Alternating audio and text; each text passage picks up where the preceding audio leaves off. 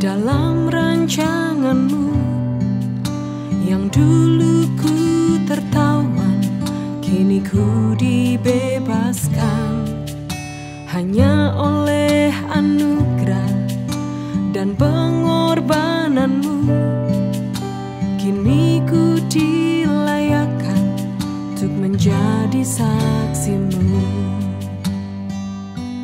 Ku datang pada salibmu untuk mengenang kasihmu.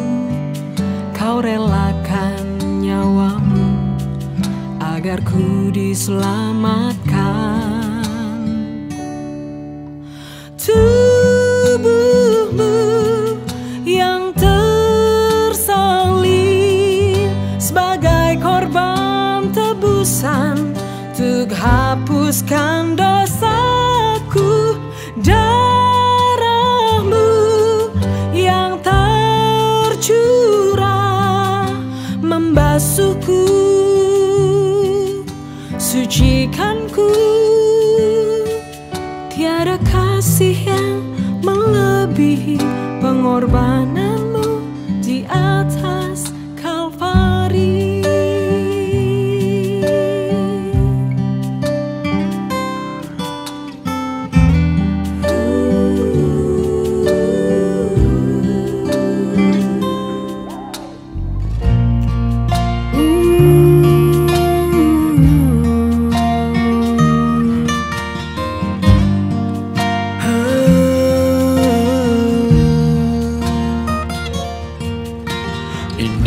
Hidupku Tuhan dalam rancanganmu, yang dulu ku tertawan, kini ku dibebaskan hanya oleh anugerah dan pengorbananmu.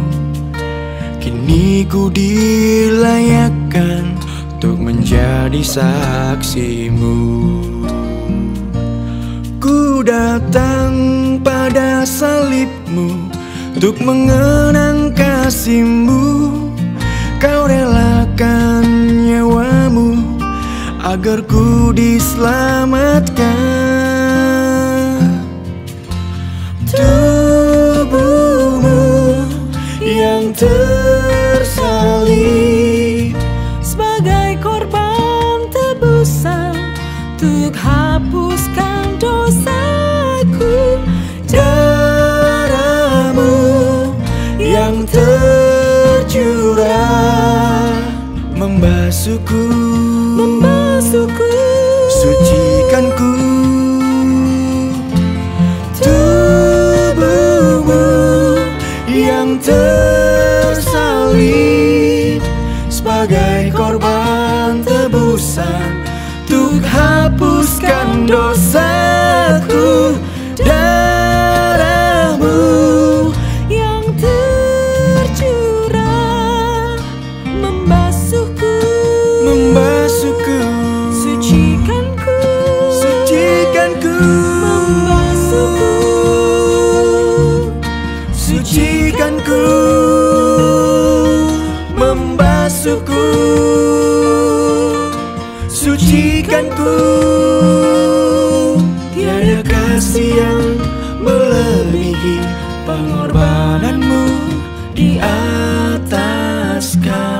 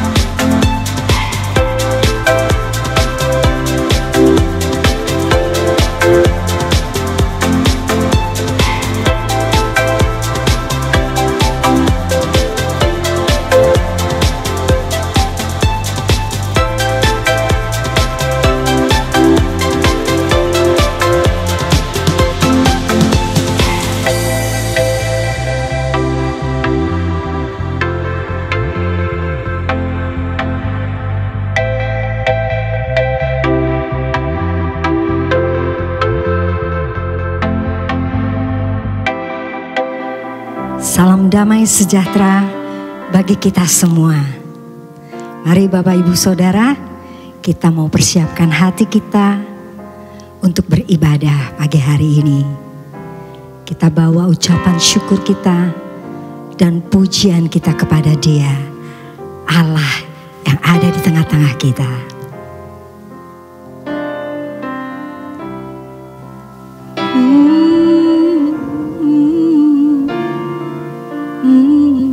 Terima kasih Tuhan, Kau hiasi kehidupanku dengan kemurahan-Mu. Kau rancangkan masa depanku penuh dengan harapan.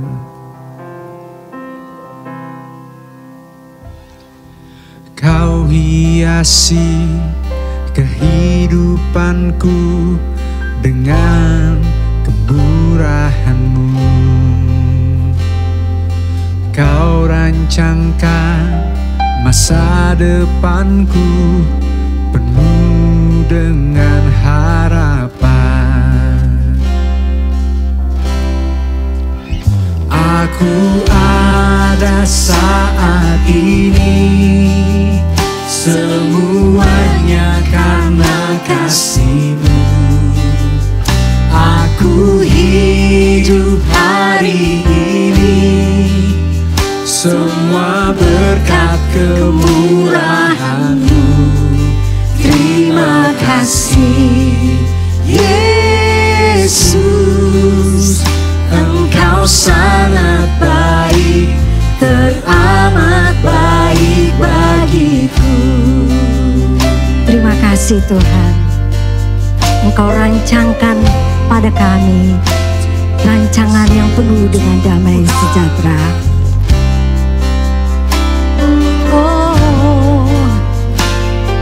Kemurahan-Mu, kebaikan-Mu menghiasi kehidupan kami. Kau hiasi kehidupanku dengan kemurahan-Mu.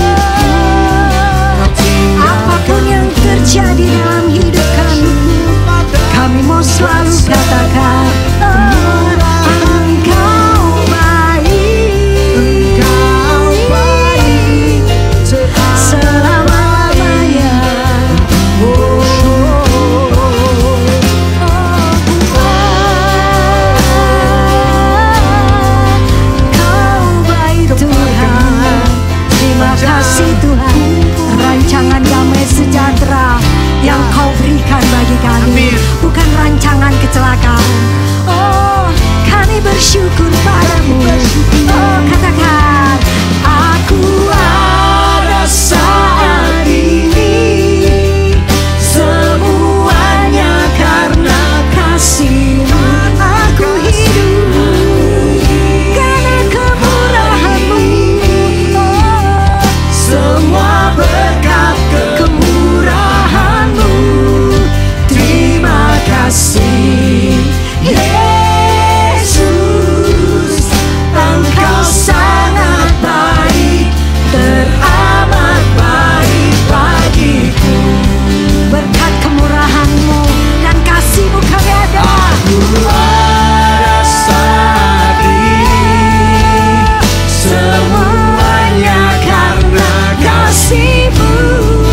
Aku hidup hari ini, semua berkat kemurahan-Mu.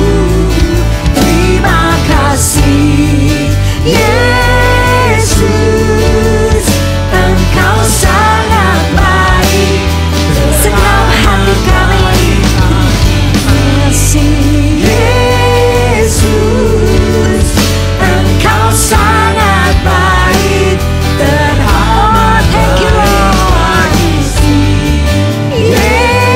Yesus, Engkau sangat baik, teramat baik bagiku. Terima kasih Tuhan. Kami bersyukur untuk segala kebaikan dan kemurahan-Mu di dalam hidup kami. Terima kasih Bapa, dan kami percaya sepanjang tahun ini kami akan terus melihat, kami akan merasakan dan mengalami segala kebajikan dan kemurahan-Mu mengikuti jalan-jalan hidup kami. Terima kasih Bapa, kami bersyukur. Haleluya. Haleluya. Sebab ada tertulis 1 Korintus 2 ayat 9. Apa yang tidak pernah dilihat oleh mata dan tidak pernah didengar oleh telinga dan yang tidak pernah timbul di dalam hati, semuanya Tuhan sediakan bagi kita yang mengasihi Dia. Amin. Amin. Haleluya. Oh, haleluya. Terima kasih Tuhan. Oh, thank you Lord. Terima kasih Kau sungguh baik Tuhan. buat kebaikan-Mu. Kami percaya padamu. Thank you Jesus. Katakan apa yang Tak pernah dilihat mata dan yang tak pernah didengar telinga, tak pernah timbul dalam hati, yang tak pernah timbul di dalam hati, semua disediakannya bagi yang mengasihi Dia. lagi katakan apa yang tak pernah dilihat mata dan tak pernah didengar telinga, tak pernah timbul dalam hati, yang tak pernah timbul itu di yang Kau dalam sediakan hati, bagi yang mengasihi-Mu. semua disediakannya bagi yang mengasihi Dia. Sebab Kau sanggup, Allah sanggup melakukan segala perkara, dulu, sekarang, dan selamanya. Kuasanya tidak berubah. Allah sanggup melakukan segala perkara, dulu, sekarang, dan selamanya. Kuasanya tak berubah. oh haleluya. Mari kau yang percaya bersama-sama nyatakan Apa yang tak pernah dilihat mata, bahkan tidak pernah didengar, yang tak pernah didengar telinga, yang tak pernah timbul di dalam hati, semua disediakannya bagi yang mengasihi Dia. Kau sanggup, Allah sanggup melakukan segala perkara dulu sekarang selama-lamanya, selamanya kuasanya tidak bersumber. Allah sanggup melakukan segala perkara dulu, sekarang, dan selamanya kuasanya tak berubah. Oh haleluya, kita punya Allah yang besar, kita punya Allah yang dahsyat. Tidak ada perkara satupun yang mustahil bagi Dia. Oh, Dia menyediakan semua yang kita perlukan. Katakan, Allah sanggup melakukan segala perkara ya, dulu, sekarang, dan oh selamanya. kuasamu Kuasanya tidak pernah berubah. Ya, Allah sanggup melakukan segala perkara dulu, sekarang, dan selamanya. Kuasanya tak berubah. oh kau mampu, kau sanggup. Allah sanggup melakukan segala perkara dulu, sekarang, dan selamanya. Kuasanya tidak berubah. Allah sanggup melakukan segala perkara dulu, sekarang, dan selamanya. Kuasanya tak berubah. Dulu, sekarang, selamanya. Dan Oh yes, dulu, sekarang, dan selamanya. Dulu, sekarang, dan selamanya. Kuasanya tak berubah. oh yes Lord, kuasamu tidak pernah berubah. Haleluya, kekal selama-lamanya. Amin.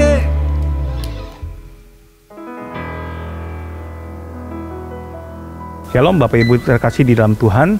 Ya, kita bersyukur kita bisa melewati tahun yang lalu, tahun 2021, dan kita bisa melihat pemeliharaan Tuhan yang luar biasa. Dan kita sudah memasuki tahun yang baru, dan kita percaya Tuhan akan menyertai kita senantiasa, menuntun kita sehingga kita bisa menjadi berkat bagi banyak orang dan membawa kemuliaan bagi nama Tuhan. Nah, hari ini kita akan membaca firman Tuhan, kita akan belajar tentang kebenarannya. Ya, mari kita buka kitab Injil Markus, ayat yang pasal yang pertama, ayat yang ke-14 sampai ke-15. Saya akan bacakan buat Bapak Ibu. Demikian firman Tuhan. Sesudah Yohanes ditangkap, datanglah Yesus ke Galilea memberitakan Injil Allah. Katanya, waktunya telah genap, kerajaan Allah sudah dekat, bertobatlah dan percayalah kepada Injil. Nah, menurut ayat ini Bapak Ibu terkasih, ya, ada dua syarat untuk kita bisa masuk ke dalam kerajaan Allah dan diselamatkan. Yaitu yang pertama, bertobat, yang kedua, percaya kepada Injil. Nah, apa yang dimaksud dengan pertobatan? Pertobatan adalah perubahan pikiran yang diikuti dengan perubahan tingkah laku. Ya, jadi ketika pikiran kita berubah, nah perilaku kita juga atau tingkah laku kita juga berubah. Nah, pertobatan dibagi dalam dua jenis. Yang pertama di sini pertobatan prinsipil. Nah, apa itu pertobatan prinsipil? Nah, pertobatan prinsipil seperti ini, ya. Nah, kita sebelum kita percaya Yesus sebagai Tuhan dan Juru Selamat kita, ya, di depan kita setan, di belakang kita Tuhan. Nah, kita ada di posisi yang salah, ya, kita membelakangi Tuhan dan kita ada di dalam kegelapan dan sedang berjalan kepada kebinasaan. Nah, ketika kita sadar kita ada di posisi yang salah, nah kita bertobat. Itu apa? Itu berbalik 180 derajat. Ya. Nah, di sini kita posisi sudah benar. Nah, kapan ini terjadi? Ya, ini terjadi ketika kita menerima Yesus sebagai Tuhan dan Juru Selamat kita. Ya, kita dilahirkan baru. Nah, ini hanya peristiwa satu kali seumur hidup. Ya, jadi hanya satu kali saja. Nah, posisi kita sudah benar. Di belakang kita setan, di depan kita Tuhan. Kita ada di dalam terang, kita ada di dalam kemuliaan, ya, berjalan dari kemuliaan kepada kemuliaan, dari iman kepada iman. Nah, ketika kita berjalan mendekati Tuhan, nah kita mulai meninggalkan hal-hal yang tidak berkenan kepada Allah, ya. Dulu kita suka berjudi, judi itu tidak berkenan kepada Allah, kita tinggalkan. Ya, dulu kita suka mabuk, ya, mabuk itu tidak berkenan kepada Allah. Nah, kita tinggalkan kemabukan kita. Nah, ketika kita berjalan mendekati Tuhan dan meninggalkan perbuatan-perbuatan yang tidak berkenan kepada Allah, itu namanya pertobatan sehari-hari. Nah, pertobatan sehari-hari ini dilakukan seumur hidup kita sampai kita meninggal dunia, sampai kita dipanggil Tuhan. Semakin kita meninggalkan perbuatan-perbuatan yang tidak berkenan kepada Allah, semakin banyak kita bertobat, maka hidup kita akan semakin serupa dengan Kristus. Ya, jadi Bapak Ibu, ya, kalau kita sungguh-sungguh bertobat, lihat apakah kita ada perubahan hidup. Ya, jangan berpikir, wah kita akan masuk dalam kerajaan Allah. Kita sudah diselamatkan, sementara hidup kita tidak pernah berubah. Ya, jadi kalau kita sungguh-sungguh bertobat, maka kita akan meninggalkan hal-hal yang tidak berkenan kepada Allah, yang adalah dosa, ya, dengan kekuatan Roh Kudus, sehingga kita bisa diselamatkan dan masuk ke dalam kerajaan Allah. Nah, yang kedua, selain kita mesti bertobat, kita mesti percaya kepada Injil. Nah, Bapak Ibu, ya ada perbedaan di dalam kekristenan dengan agama-agama lain di dalam keselamatan. Kalau kita lihat agama-agama lain atau pengajaran-pengajaran lain mengatakan demikian, mereka berbuat baik untuk selamat. Sementara kekristenan bukan berbuat baik untuk selamat, tapi kita berbuat baik karena sudah diselamatkan. Jadi yang pertama-tama kita diselamatkan terlebih dahulu, baru kemudian kita berbuat baik. Nah, mengapa perbuatan baik tidak bisa menyelamatkan kita? Ya, secara sederhana. Ya, perbuatan baik itu baik, tapi perbuatan baik itu tidak bisa menghapus dosa kita. Jadi sebanyak apapun perbuatan baik yang kita lakukan, tidak akan pernah bisa menghapus dosa kita. Yang bisa menghapus dosa kita hanya satu, yaitu darah Tuhan Yesus. Nah, demikian juga dengan agama. Agama tidak bisa menyelamatkan kita. Ada satu kisah yang bagus, saudara. Ini ada satu hari ada seorang yang bernama John Wesley. Ya, nah dia sedang mempersiapkan khotbah di tengah malam dan saking lelahnya dia tertidur dan bermimpi diangkat oleh seorang malaikat. Dia dibawa ke satu tempat yang sangat mengerikan. Kemudian dia tanya sama malaikat, Kat, ini tempat apa ya, Kat? Oh, kata malaikat, ini neraka. Nah, kemudian dia tanya sama malaikat, di sini banyak nggak orang Katolik? Oh, kata malaikat, di sini orang Katolik banyak katanya. Ya kan, ditanya lagi, di sini ada nggak orang Protestan maksudnya? Ada nggak di sini? Oh, kata malaikat, orang Protestan di sini banyak. Oh, kemudian dia tanya lagi, di sini ada nggak orang Pentakosta karismatik yang tepuk-tepuk tangan segala macam? Oh, kata malaikat, banyak. Oh, ya dia lagi, Baptis ada nggak? Oh, kata malaikat, banyak katanya. Nah, gue bilang juga apa? Itu semua kayaknya nggak bener ya, ngaco semua itu. Nah, kemudian dia tanya, bagaimana dengan orang Metodis? Nah, dia berpikir orang Metodis itu yang paling benar, ya, yang paling bagus katanya. Kemudian malaikat jawab begini, oh, orang Metodis ya. Orang Metodis di sini paling banyak katanya. Dia kaget setengah mati. Hah, paling banyak katanya? Iya, kata malaikat. Oh, kemudian dia dibawa ke tempat yang lain, ya, tempat yang penuh dengan keindahan, kemuliaan, ya, itu sorga. Kemudian dia tanya, di sini ada nggak orang Metodis? Oh, kata malaikat, di sini nggak ada orang Metodis. Oh, hampir pingsan dia. Ya, di neraka paling banyak, di sorga nggak ada. Dia tanya lagi, orang Katolik ada nggak? Nggak ada. Orang Pentakosta nggak ada, Baptis nggak ada. Loh, jadi siapa yang ada di sini? Oh, kata malaikat, orang-orang yang ada di sini adalah mereka yang percaya Yesus sebagai Tuhan dan Juru Selamatnya.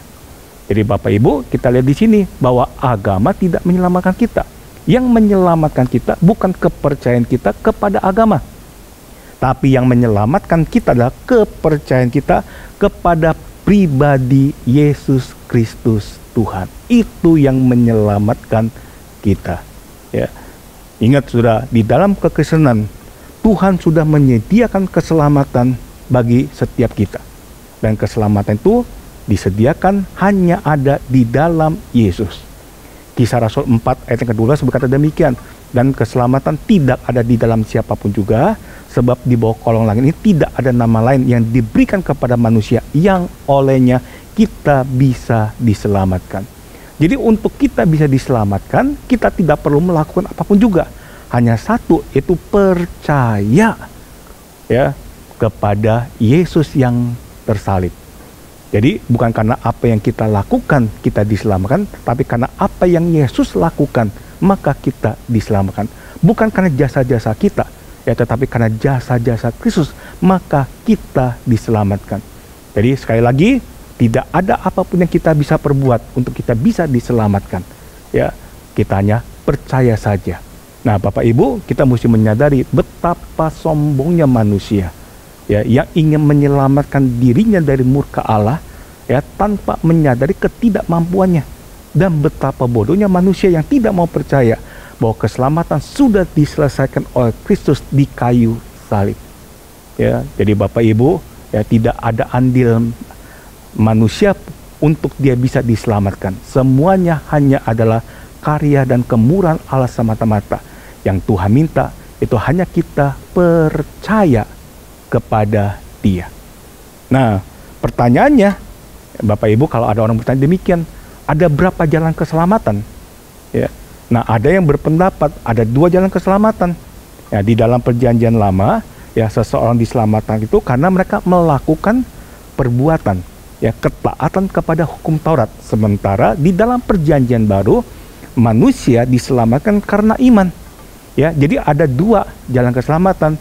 Di dalam Perjanjian Lama karena perbuatan atau ketaatan kepada hukum Taurat, dan Perjanjian Baru karena iman. Nah, kita percaya bahwa itu konsep yang salah. Ya, Alkitab tidak pernah mengajarkan keselamatan ada 2 jalan. Satu dengan perbuatan baik, yang kedua dengan iman. Ya, tidak. Tetapi hanya ada 1 jalan keselamatan, yaitu melalui iman. Nah, mari kita buka Roma 3 ayat yang ke-28. Kitab Roma pasal yang ketiga ayat yang ke-28. Saya akan bacakan buat Bapak Ibu. Dikatakan demikian. Karena kami yakin bahwa manusia dibenarkan karena iman dan bukan karena ia melakukan hukum Taurat. Atau adakah Allah hanya Allah orang Yahudi saja? Bukankah ia juga adalah Allah bangsa-bangsa lain? Ya, benar. Ia juga adalah Allah bangsa-bangsa lain. Nah, perhatikan ayat 30.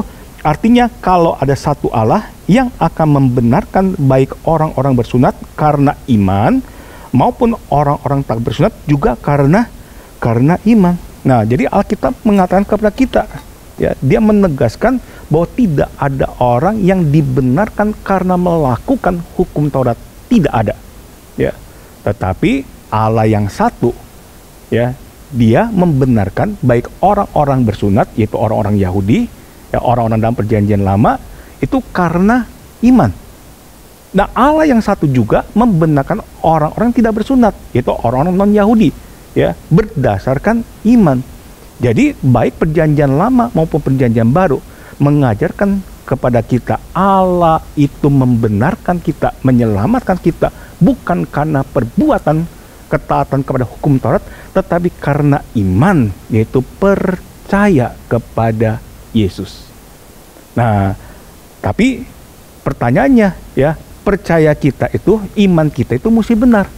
Nah, kalau kita percaya kepada sesuatu yang salah, itu tidak menyelamatkan, ya. Nah, kita juga demikian. Kalau iman kita itu benar, ya, percaya kepada Yesus yang benar, ya, maka menyelamatkan kita. Tapi kalau iman kita kepada Yesus yang salah, maka iman itu tidak menyelamatkan kita. Nah, kita lihat, ya, iman kepada Yesus yang salah itu bagaimana? Nah, yang pertama, ada orang dia percaya Yesus, tapi Yesus hanya sebagai manusia sepenuhnya, bukan Allah, ya. Nah, dia percaya Yesus adalah manusia yang dilahirkan oleh perawan Maria. Dia dilahirkan di Bethlehem dan besar di Nazaret, ya. Dia adalah orang Yahudi yang pada usia 33 tahun setengah dia mati disalib oleh pemerintah Romawi. Ya, Yesus yang seperti ini adalah manusia sepenuhnya. Nah, kalau dia percaya Yesus hanya manusia semata-mata, maka iman seperti ini tidak menyelamatkan dia. Nah, ada lagi yang percaya demikian. Oh, Yesus itu guru moral yang paling agung. Ya, pengajaran begitu hebat. Khotbah di bukit itu begitu mendunia. Ya, banyak pemimpin-pemimpin di dunia terinspirasi oleh khotbah di bukit yang diajarkan oleh Tuhan Yesus. Nah, kalau kita hanya percaya Yesus sebagai guru moral yang paling agung yang pernah hidup dalam sepanjang sejarah umat manusia, itu pun tidak bisa menyelamatkan kita. Nah, ada juga orang yang percaya, oh, Yesus itu bukan manusia biasa, dia seorang nabi, ya, bahkan nabi yang besar, yang paling besar yang pernah hidup katanya. Nah, kalau kita percaya Yesus hanya seorang nabi saja, ya, maka iman seperti ini juga tidak bisa menyelamatkan kita. Nah, bagaimana? Ada orang berkata, oh, Yesus adalah malaikat, ya.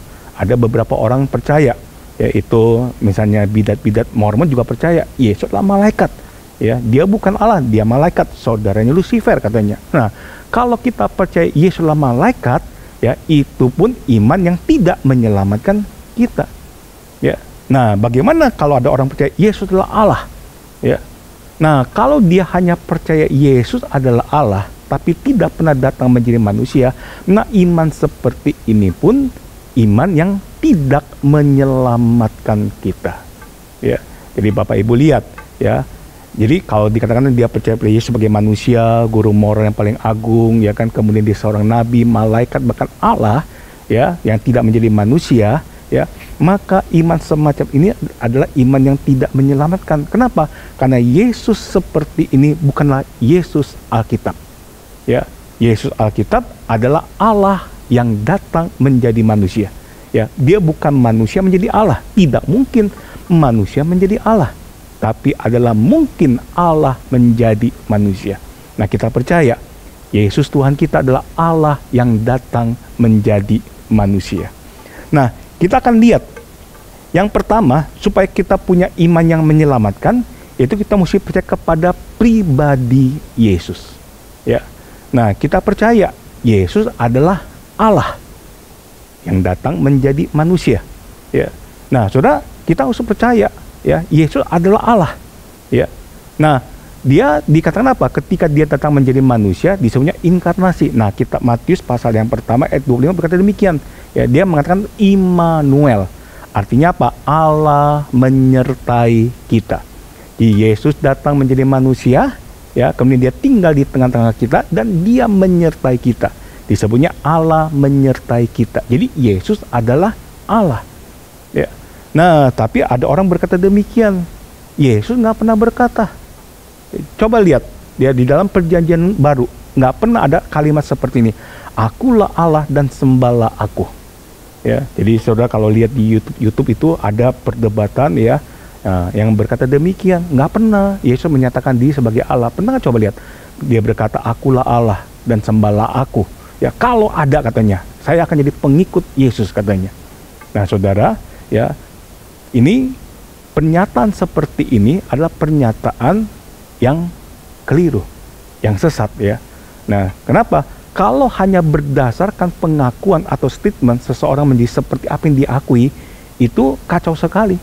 Ya, seandainya begini misalnya, ya, saya berkata, sayalah Allah, akulah Allah dan sembahlah aku. Nah, pertanyaannya, ya, ketika saya mengucapkan kalimat ini, statement ini, pengakuan ini, apakah otomatis saya menjadi Allah?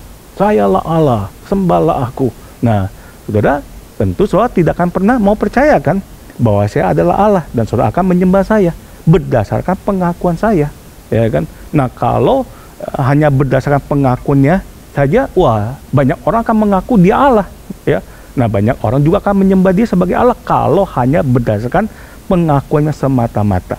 Nah, di rumah sakit jiwa, saudara, ada banyak orang berkata demikian, akulah Allah dan sembahlah aku. Saya percaya saudara tidak akan pernah mengakui kealahannya dan tidak akan pernah menyembahnya sebagai Allah. Kenapa? Karena dia orang gila, ya kan. Nah, kalau dia hanya ngomong seperti itu, ya, makanya apa? Hanya orang-orang gila lah yang mengatakan demikian, yang mengakui demikian, dan hanya orang-orang gila juga yang akan jadi pengikut-pengikutnya. Nggak demikian, saudara. Ya, kita lihat Yesus mengakui keilahiannya, juga dia membuktikan keilahiannya.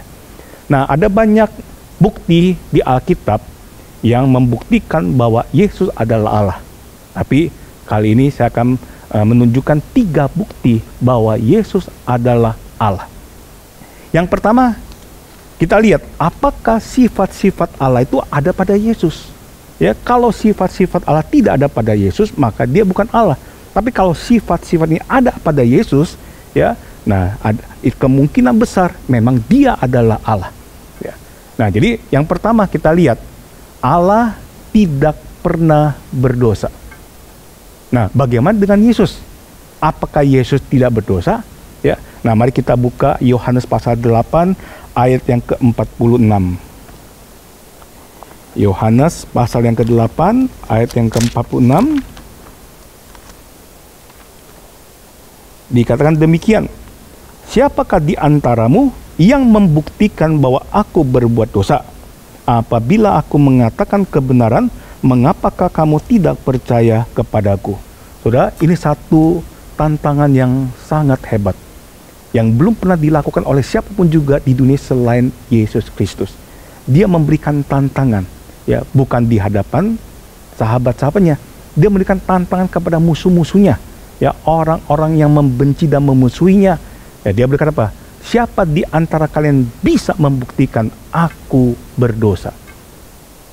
Saudara, lawan-lawannya, ya, itu bungkam 1000 bahasa karena mereka tidak pernah bisa membuktikan Yesus berdosa. Ya, mereka mencari kelemahan Yesus, mereka mencari kesalahan Yesus, namun mereka tidak pernah mendapatinya.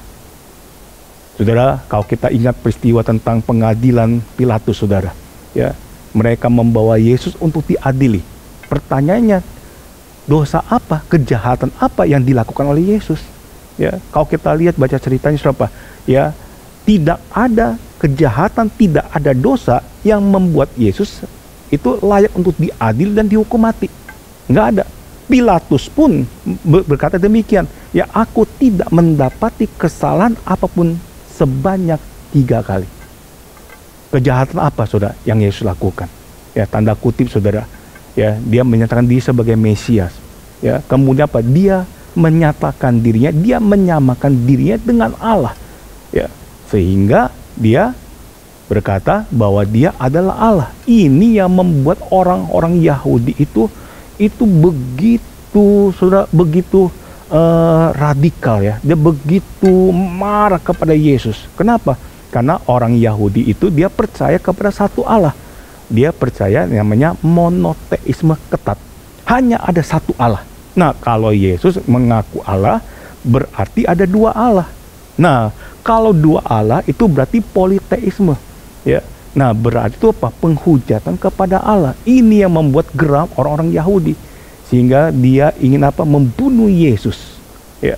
Nah, saudara, kita lihat, saudara, ya, bagi orang-orang Yahudi, ketika Yesus menyamakan diri dengan Allah, ya, dia berarti dia adalah Allah. Itu satu penghujatan bagi orang-orang Yahudi, sehingga mereka ingin, saudara, membunuh Tuhan Yesus. Tapi kita lihat, ya, ini tidak ada kejahatan apapun juga, tidak ada kesalahan apapun juga, ya. Ini adalah pengadilan yang terbesar sepanjang sejarah umat manusia. Kenapa? Karena ada orang diadili karena pengakunya sebagai Tuhan. Ya, saudara, tidak ada kan orang yang mengaku Tuhan tiba-tiba diadili sampai dihukum mati? Enggak ada, saudara. Ya, hanya satu aja peristiwa ini adalah peristiwa Yesus Kristus. Nah, saudara, kita lihat, ya, mereka tidak mendapati kesalahan dosa apapun pada Yesus sampai dia mati. Enggak ada. Kenapa, saudara? Karena memang Yesus adalah Allah dan dia tidak punya dosa. Ya, saudara, ada seorang berkata demikian. Ya, ada satu statement. Di dalam manusia tidak ada kebenaran, di dalam Kristus tidak ada dosa. Saudara, Yesus adalah manusia tanpa dosa. Kenapa? Karena dia adalah Allah yang datang menjadi manusia. Ya, jadi kita bisa lihat Yesus adalah Allah karena dia tidak berdosa. Kemudian kedua, ya, sifat Allah itu apa? Ya, bukan hanya dia tidak berdosa, tapi Allah juga adalah Allah yang mengampuni dosa. Nah, bagaimana dengan Yesus? Ya, apakah Yesus mengampuni dosa?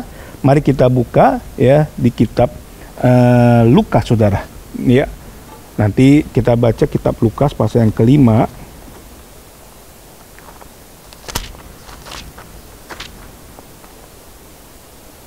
Lukas 5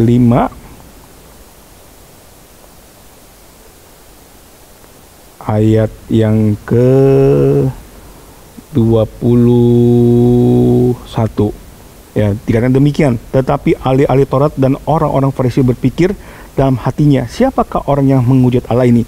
Siapa yang dapat mengampuni dosa selain daripada Allah sendiri? Nah, saudara, latar belakang seperti ini. Ya, suatu hari Yesus sedang mengajar. Nah, kemudian ya ada orang membawa orang lumpuh digotong oleh keempat temannya. Ya, kemudian mereka membongkar atap dan menurunkan orang lumpuh di hadapan Tuhan Yesus. Nah, kemudian Alkitab berkata demikian, ketika Yesus melihat iman mereka, Yesus berkata, ya, dosamu sudah diampuni. Orang-orang Farisi dan ahli-ahli Taurat ya berpikir dalam hati demikian. Siapakah dia ini katanya? Ya, yang berani mengampuni dosa. Ya, kenapa? Karena dikatakan tadi, ya, hanya Allah lah yang berhak mengampuni dosa. Saudara, siapakah Yesus sehingga dia berani mengampuni dosa? Dia adalah Allah. Ya, ada satu ayat berkata demikian. Ya, anak manusia di muka bumi ini berkuasa untuk mengampuni dosa.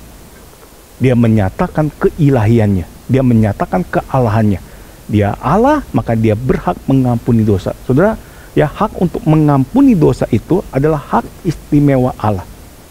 Hak pengampunan dosa tidak pernah diberikan kepada siapapun juga. Ya, kita lihat, saudara, ya, para nabi yang luar biasa, para rasul yang luar biasa dipakai Tuhan luar biasa, namun mereka tidak pernah memberikan pengampunan dosa. Kenapa? Karena mengampuni dosa itu hak prerogatif, hak istimewa Allah sendiri. Kita lihat tokoh-tokoh perjanjian lama, tokoh-tokoh perjanjian baru, ya, malaikat sendiri pun, saudara, mereka tidak pernah memberikan pengampunan dosa kepada orang-orang yang datang kepada mereka. Kenapa? Karena mereka adalah manusia biasa dan mereka bukan Allah. Satu-satunya pribadi yang berhak mengampuni dosa adalah Allah. Yesus, ya, kita lihat dia mengampuni dosa. Kenapa? Karena dia adalah Allah sendiri. Dan yang ketiga, bukti Yesus adalah Allah. Ya, sifatnya apa? Yaitu apa? Allah menerima penyembahan. Ya, jadi yang berhak menerima penyembahan hanya Allah sendiri. Ya, kalau seseorang dia disembah, dia bukan Allah, itu namanya penyembahan berhala. Ya, nah, bagaimana dengan Yesus? Ya, kita bisa melihat Yesus itu disembah. Ya, nah, coba kita lihat, nanti saudara bisa baca. Ya, dikatakan ada kepala perwira yang dia datang kepada Yesus, dia menyembah. Ya, dia melihat Yesus nanti membangkitkan orang dari kematian. Orang kusta yang disembuhkan akhirnya menyembah Tuhan Yesus. Ya, kemudian siapa lagi? Ya, kemudian ada banyak orang yang buta sejak lahirnya, saudara. Mereka juga menyembah Yesus. Nah, kita lihat di sini, Yesus menerima penyembahan orang-orang ini. Nah, siapa Yesus? Ya, kenapa dia berani menerima penyembahan? Karena dia adalah Allah. Ya. Nah, kita lihat Yesus tidak pernah menolak penyembahan. Dia selalu menerima. Nah, kalau kita lihat tokoh-tokoh perjanjian lama, tokoh-tokoh perjanjian baru yang dipakai Tuhan luar biasa. Seperti Petrus berjalan di atas air, bayangan bisa menyembuhkan dia. Ya, Petrus pun selalu menolak penyembahan. Kenapa? Karena dia sadar dia bukan Allah. Suatu hari, saudara, ya, ada seorang yang bernama Cornelius, saudara. Dia dapat penglihatan, dia disuruh panggil Petrus untuk datang ke rumahnya. Ya, singkat cerita, Petrus datang ke rumah Cornelius. Ketika Cornelius melihat kedatangan Petrus, dia tersungkur dan menyembah Petrus. Apa yang dilakukan oleh Petrus? Ketika dia melihat Cornelius sujud menyembah kepadanya, dia berkata, bangunlah. Ya, aku hanya manusia biasa. Dia menolak penyembahan. Kenapa? Karena dia sadar dia bukan Allah. Dia hanya manusia biasa. Ya, jadi kita lihat di sini, ya, Petrus yang luar biasa sekalipun dia menolak penyembahan. Ya, nah, kalau kita lihat, Setiap orang yang datang kepada tokoh-tokoh dalam perjanjian lama, perjanjian baru, datang kepada malaikat. Ketika mereka menyembah, mereka selalu menolak penyembahan. Kenapa? Karena mereka sadar mereka bukan Allah. Mereka hanya malaikat. Mereka hanya manusia-manusia biasa. Kenapa? Karena yang namanya pengampunan dosa itu adalah hak istimewa Allah. Paus sendiri pun tidak diberi hak untuk mengampuni dosa. Hanya Allah sendiri yang berhak mengampuni dosa. Dan ketika Yesus melakukan hal seperti itu menunjukkan, membuktikan keilahiannya. Ya, saudara, kalau kita baca di kitab Wahyu, suatu hari nanti, saudara, ya seluruh manusia, seluruh orang, saudara, dia akan sujud di bawah anak domba, memberikan kemuliaan, pujian, dan hormat bagi Yesus yang adalah anak domba itu sendiri. Kita Filipi 2 ayat yang ke-10 berapa? Ya, suatu hari nanti semua lutut akan bertelut, semua lidah akan mengaku bahwa Yesus adalah Tuhan dan menyembahnya.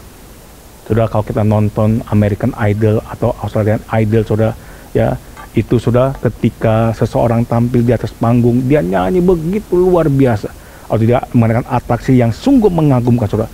Semua juri penonton berdiri bertepuk tangan, saudara. Wah, luar biasa, mengagumi kehebatan orang-orang yang tampil di depan, saudara. Ya, mereka sebagai sambutan yang luar biasa, mereka berdiri, saudara. Tapi, saudara, ketika Yesus datang untuk kedua kalinya, ya, kita bukan hanya berdiri, saudara, kita semua tersungkur di hadapannya dan menyembah Dia sebagai Tuhan dan Allah. Jadi Bapak Ibu, ya, kita sudah membuktikan bahwa Yesus adalah Allah yang datang menjadi manusia. Nah, kalau iman kita benar, saudara, ya, kita percaya Yesus adalah Allah yang datang menjadi manusia, maka iman yang seperti inilah yang akan membawa kita kepada kerajaan Allah dan kita bisa diselamatkan. Semoga firman Tuhan ini menjadi berkat buat Bapak Ibu di tempat ini. Mari kita datang kepada Allah. Bapa, kami datang kepada Engkau, kami sudah mendengar firman-Mu Tuhan. Kami percaya Bapa, Engkau menyelamatkan kami karena kasih karunia-Mu Tuhan. Tapi Engkau membutuhkan respon kami Tuhan. Kami mau bertobat dan kami mau percaya kepada Injil. Kami mau percaya kepada pribadi Kristus yang adalah Allah yang datang menjadi manusia. Hari ini Tuhan, kami sungguh bersyukur mendengar kebenaran-Mu Tuhan. Ya, kami mau Tuhan punya iman yang benar. Kami mau masuk dalam kerajaan Allah dan kami ingin diselamatkan. Bapak Ibu yang terkasih di dalam Tuhan, kalau hari ini engkau sudah mendengar firman Tuhan, engkau ingin diselamatkan, engkau ingin masuk dalam kerajaan Allah, maukah engkau membuka hatimu, menerima Yesus sebagai Tuhan dan Juru Selamatmu, percaya kepada pribadinya, Dia adalah Allah yang datang menjadi manusia? Kalau Bapak Ibu mau, mari engkau bersuara dengan suara yang keras mengikuti doa saya bersama-sama. Katakan, Bapa di dalam sorga, saya datang kepadamu dan saya menyadari, saya mengakui bahwa saya adalah orang berdosa. Dan hari ini saya membuka hati saya, menerima Yesus yang adalah Allah yang datang menjadi manusia, yang telah mati di kayu salib, menebus dosa saya. Dan sekarang saya menerima Yesus sebagai Tuhan, satu-satunya Juru Selamat saya. Terima kasih Tuhan, sekarang saya sudah dilahirkan baru dan menjadi anak Allah. Terima kasih. Haleluya. Amin. Mari Bapak Ibu, kita tinggalkan tempat ini untuk menerima berkat daripada Allah. Ya, terimalah berkat daripada Allah Bapa, kasih daripada Kristus Yesus Tuhan kita, persekutuan, pertolongan Allah Roh Kudus yang memampukan kita untuk membawa kemuliaan bagi nama Tuhan. Dalam nama Yesus. Amin.